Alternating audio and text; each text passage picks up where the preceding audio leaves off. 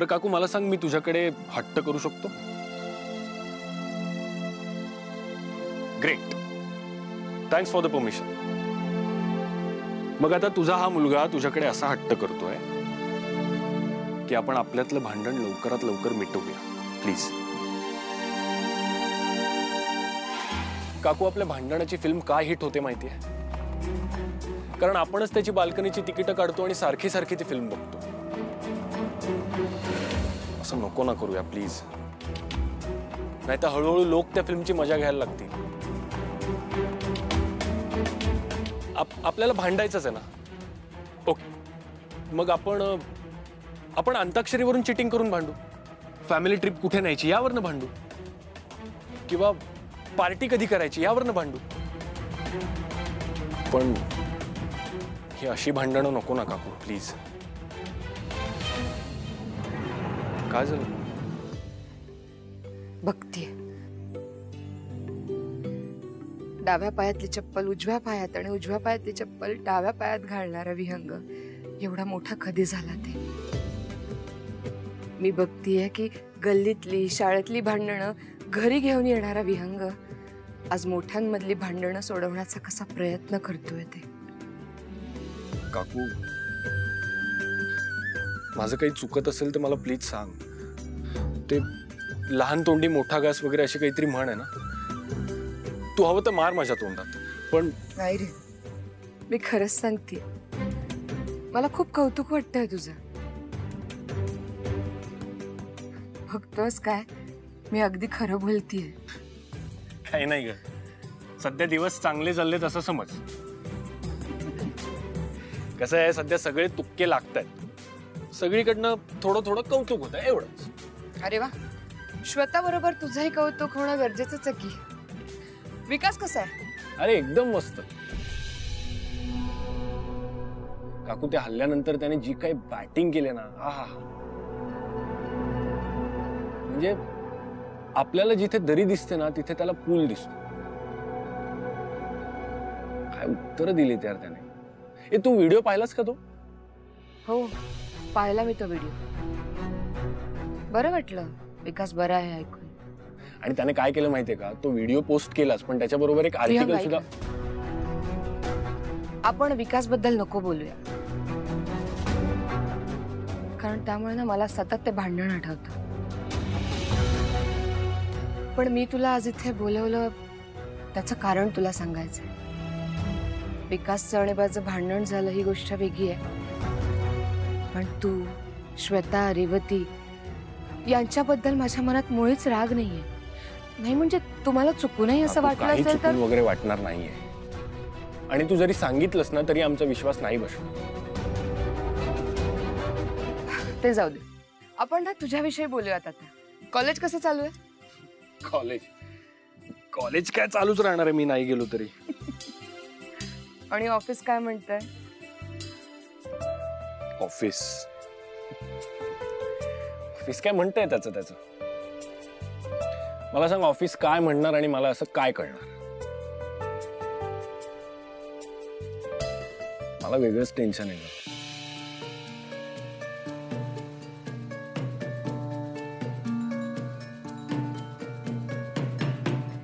एवढं अडून अडून बोलतोयस म्हणजे मला सांगायचं नाहीये तर? नाही, असं काही नाहीये काकू, पण ऍक्च्युली मला माझ्याच विषयातलं काही समजेन असं झालंय. म्हणजे अभ्यास पण धड होत नाही आणि एक्झामचं भूत आता डोक्यावर ब्रेक डान्स करायला लागलंय. मला ना यार, हे अभ्यास, हे एज्युकेशन सिस्टीम, हे सगळं नाही झेपत आहे यार. मी काय करू मला नाही कळत आहे. अरे, एज्युकेशन चालू असलं ना की असं फ्रस्ट्रेशन सगळ्यांना येतं. एक्झाम झाला ना की ते आपोआप निघून जातं. अगं, एवढंच टेन्शन असतं ना काकू तर ठीक होतं, पण तुला घरच्यांचं माहिती आहे ना, बाबांसारखं शिकायचं, श्वेतासारखे मार्क्स आणायचे. अरे काय चाललंय यार? तुम्ही श्वेताची मार्कशीट दगडाला गुंडाळून माझ्या डोक्यात का घालताय?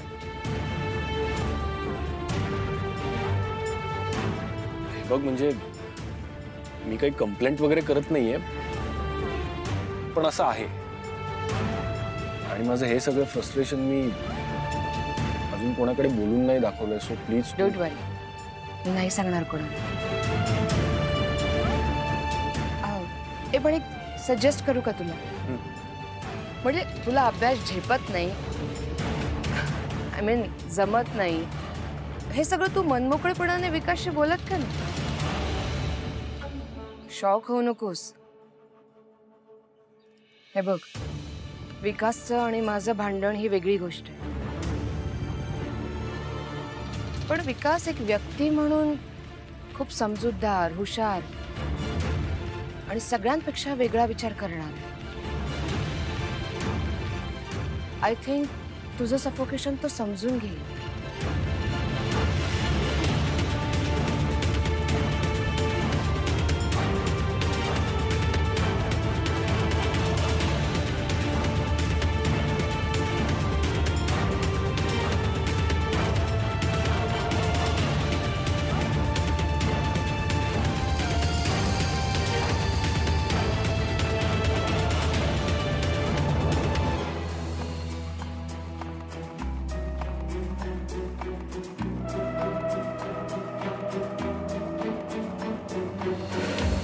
आणि कसं आहे, तुला असं टेन्शन मध्ये मला बघवत नाही ना म्हणून सांगते. आणि विहंग, मी तुला खूप चांगलं ओळखते. हे शिक्षण, अभ्यास याही पलीकडे तुझी आवड आहे. आणि एक्झाम मध्ये मिळणाऱ्या पर्सेंटेज वरती यशाचं मोजमाप असतं का रे? आयुष्यामध्ये कमी शिकलेला माणूस सक्सेसफुल झालाच नाही असं असतं का?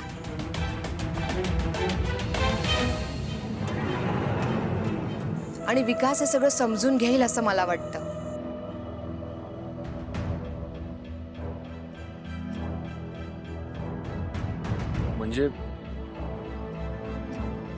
म्हणजे हे सगळं मी बाबाला सांगू? नाही नाही, नको सांगूस. उगाच परत त्याला वाटायचं की मीच तुझ्या डोक्यात काहीतरी भरवलंय. आणि आपण भेटलोय हे मी त्याला सांगणारच नाहीये.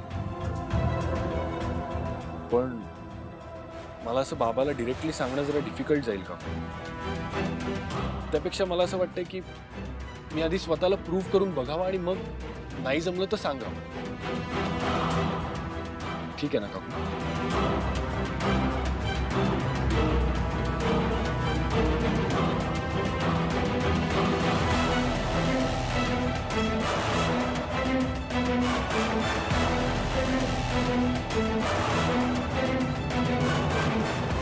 आता तरी ठीकच आहे असंच म्हणायला लागेल.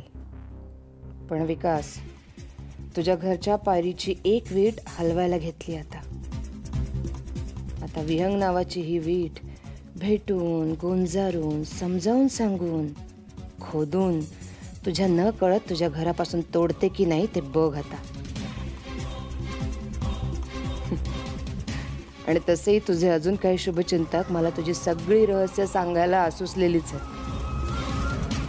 काही दिवसातच तुझं जग व्यवस्थित हादरेल याची जबाबदारी आता माझी.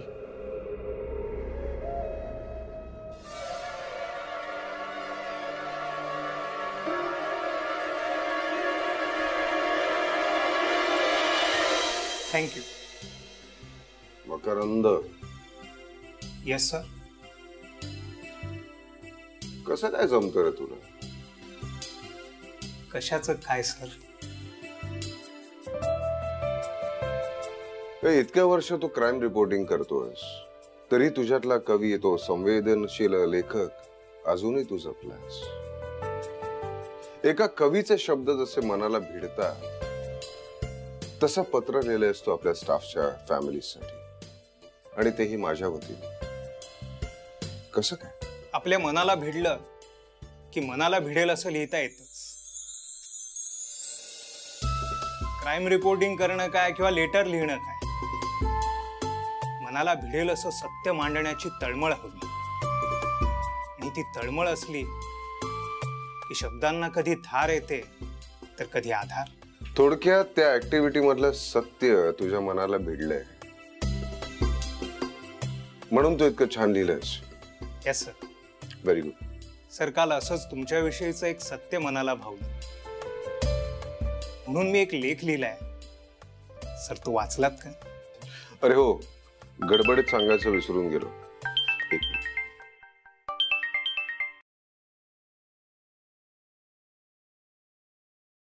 हा श्वेता, बोल ग. कसा आहेस बाबा? मस्त, छान आहे. आपल्या भाषेत म्हणायचं तर कूल आहे. अरे तसं नाही रे. अटॅक झाल्यावर व्हिडिओ व्हायरल केलास ना, मग ऑफिस मध्ये काही परत प्रॉब्लेम नाही ना हे विचारायला कॉल केला. काळजी वाटली तुझी. Hey my little angel, I am all right. Very good. पण आता जरा सिक्युरिटी वाढवा, अलर्ट राहा. ए माय एंजल, तुला एक गोष्ट माहिती आहे का? कुठली? मुलं बाबाची एका लहान मुलासारखी काळजी करायला लागली ना, बाबाला जगात खूप भारी असल्यासारखं वाटतं. मुलं बाबाची काळजी करायला लागल्यावर म्हणजे माझ्या आधी विहंगने पण विचारलं का तुला? विहंगला मी एक मिनिट. बरं, गडबडीत सांगायचं राहूनच गेलं, तुझा तो लेख फार सुंदर लिहिला आहे. Thank you sir. हा श्वेता. ऐक ना, मकरंद आहे का तिकडे? हो आहे. अरे त्याने जे आर्टिकल लिहिलं ना त्याच्याविषयी बोलायचं होतं, दे ना जरा. एक मिनिट. श्वेता, बोलायचं. हॅलो. हाय, कसा आहेस? छान. अरे काही नाही, बाबाविषयी मस्त आर्टिकल लिहिलंयस तू, ते सांगायचं होतं. थँक्यू. बापरे, एवढ्या गंभीरपणे का बोलतोयस? डोंट वरी हा, थोडंसं हसलं तर चालतं माझ्या बाबाला. ठीक आहे. छान छान. जाऊ दे, गंमत करत होते. अरे पण एवढा पण वाईट नाही हा तो. Yes I know. Bye. Okay, चलो बाय.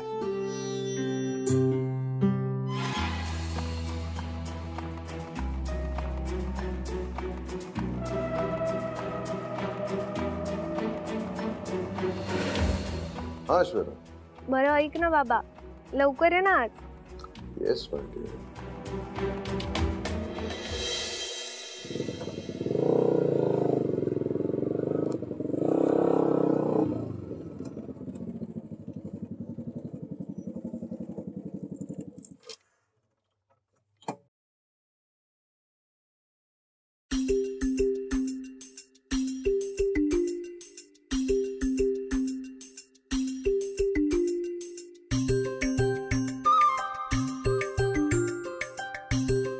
अरे तुम्ही काय असं चोरासारखे आला तिकडे? कारण आता आपल्यावर चोरासारखंच तोंड लपवून फिरण्याची वेळ आली. का? आता काय झालं? विचारलं की आता काय झालं. चहाच्या कपाच्या तळाशी आता उरलंय फक्त आलं. अरे खवड्यांनो, पटपट बोला ना, मला सुडोकू सोडवायचा नाही आता. अरे बाबा, सुडोकूच खेळायची वेळ आली आपल्यावर एक्झाम पर्यंत. हो रे. ते निघतो. मला इथे बाबाने तुमच्या सोबत पाहिलं ना तर त्याला वाटेल अजून काहीतरी कांड केलाय मी. चला बाय. अरे थांब.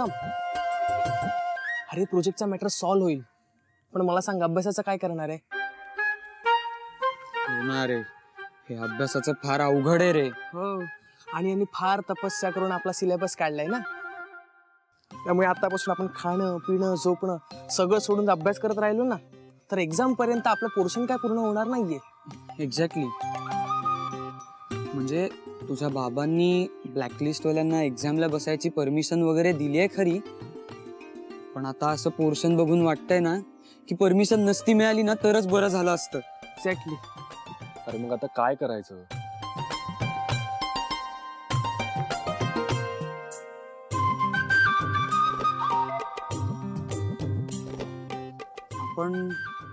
आपण दरवर्षी सारखं नाही का करू शकत? म्हणजे पेपर फोडायचा?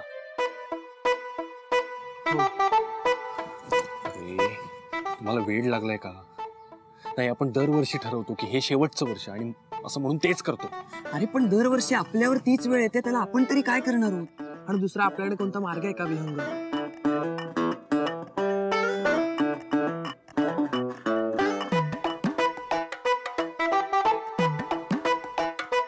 आता मला एकच ऑप्शन दिसतो. आपण सरळ सरळ अभ्यास करायला लागलो.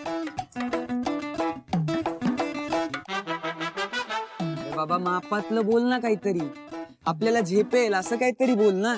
एक्झॅक्टली. हे अठ्ठ्या, आता हे झेपून घ्यावं लागेल माहितीये ना. आपण दरवेळी पेपर फोडताना वाचलोय. नशीब कधी साथ सोडेल ना सांगता येणार नाही. त्यामुळे मला वाटतं आता आपल्याला सिरियसली अभ्यास करायला लागेल आणि आतापासूनच तो सुरू करायला लागेल. ओके?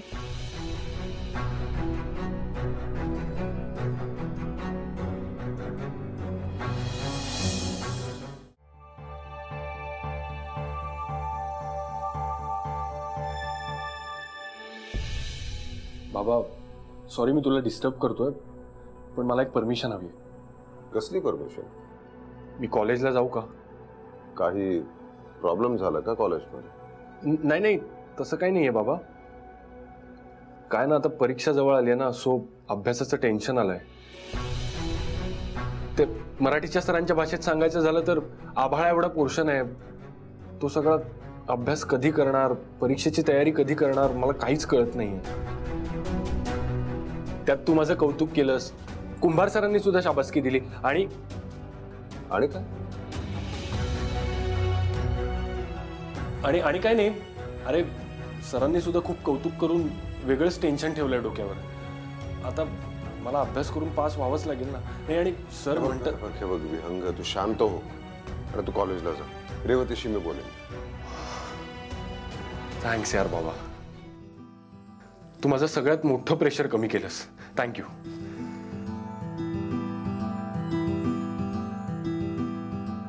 काय झालं? कॉलेजला जाऊन अभ्यास करण्याची तू परमिशन मागतोयस, हे जर रेवतीला कळलं ना तर तिला वेळ लागेल. तीच तुला सांगेल की आता ऑफिसला जाण्याची गरज नाहीये. डोंट वरी, बिंदास जा. बाबा तुला एक गोष्ट सांगू? कोणती? तुला सगळ्यांपेक्षा वेगळा आहेस बाबा, जगा वेगळा. तुला जगा वेगळा आनंद झालाय ना, हे माझ्यासाठी महत्वाचं आहे. लव्ह यू बाबा. Love you too. Right safe. Yes. Rash नको चालू. हो. Okay, bye bye.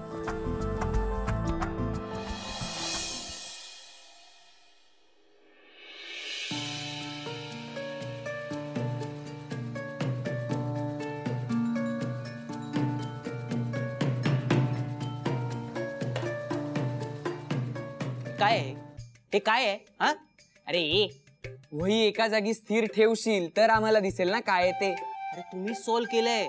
अरे ते पण चुकीचं आहे. स्वरा काय यार, तुम्ही काय केलंय?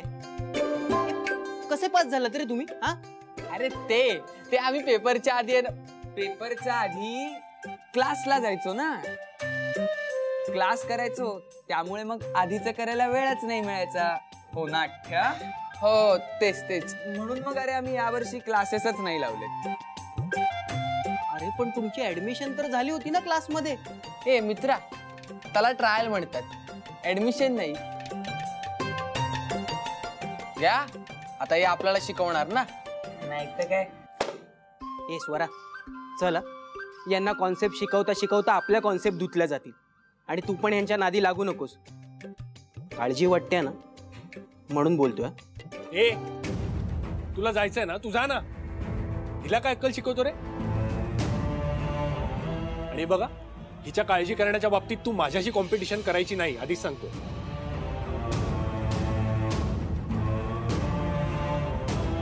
तू असशील अभ्यासात पुढे, पण हिच्या काळजीच्या बाबतीत मी पुढे, कारण तुला माहिती नाही आमचं रिलेशन काय आहे ते.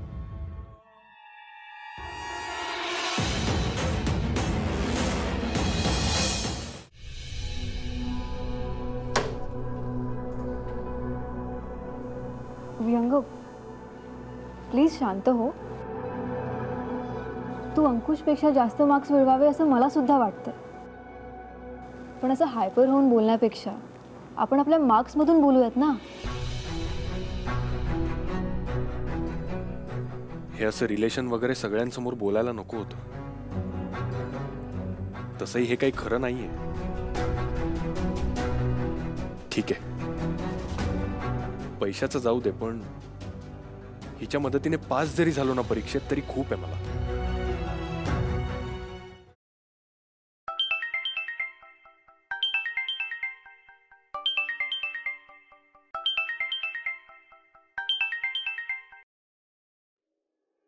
हॅलो. नमस्कार परळीकर साहेब. नमस्कार. मी सायबर क्राईम डिपार्टमेंटमधून शिंदे बोलतोय.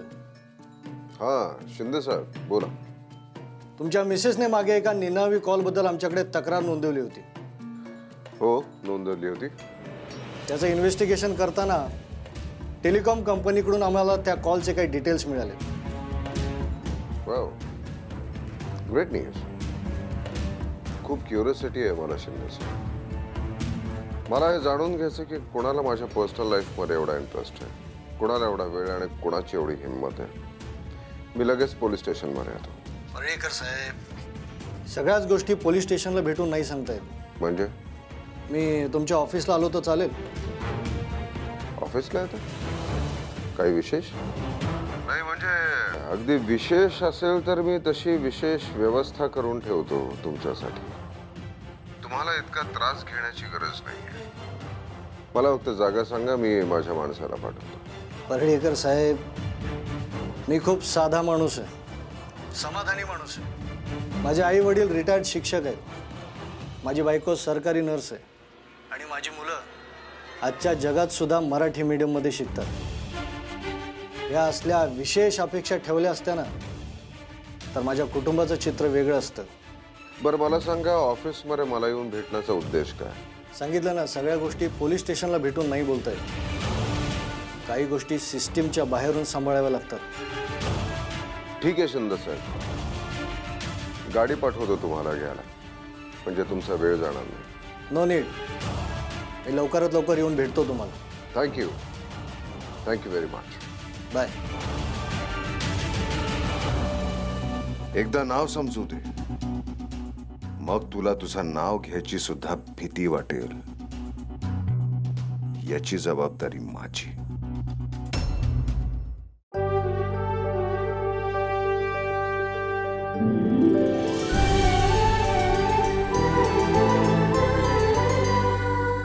अधिक माहितीसाठी सोनी लिव्ह ॲप डाउनलोड करा.